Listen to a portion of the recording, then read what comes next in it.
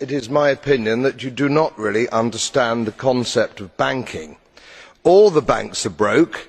Bank Santander, Deutsche Bank, Royal Bank of Scotland, they're all broke. And why are they broke? It isn't an act of God. It isn't some sort of tsunami. They're broke because we have a system called fractional reserve banking, which means that banks can lend money that they don't actually have. It's a criminal scandal and it's been going on for too long. To add to that problem, you have moral hazard, a very significant moral hazard from the political sphere.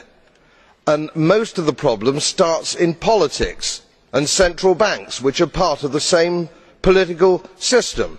We have counterfeiting, sometimes called quantitative easing, but counterfeiting by any other name. The artificial printing of money, which if any ordinary person did, they'd go to prison for a very long time. And yet governments and central banks do it all the time. Central banks repress the amount of interest that rates are, so we don't have the real cost of money.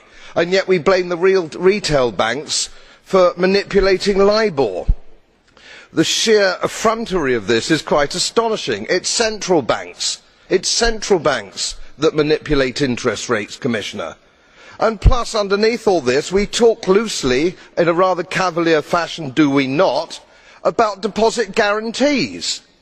So when banks go broke through their own incompetence and chicanery, the taxpayer picks up the tab. It's theft from the taxpayer.